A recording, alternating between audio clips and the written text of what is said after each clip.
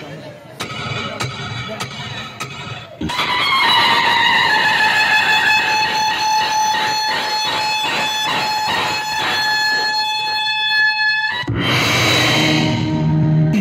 में तो ऐसा भी एक राजा था, झांसा देकर जो भोली भाली लड़कियों को फंसाता था। लेकिन महफिल में आज कोई बगावत की तैयारी से आई है।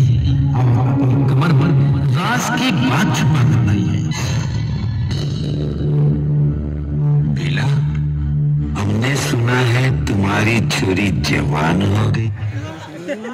तुम उसकी शादी की तैयारी कर रही हो? जी महाराज, आपने सही सुना है।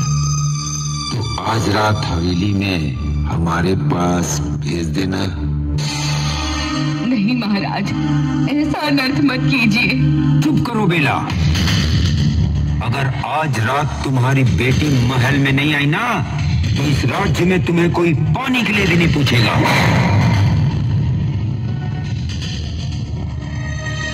हे भगवान, इस अत्याचारी राजा से हमें बचाने वाला इस धरती में क्या कोई नहीं है? रात की कहानी।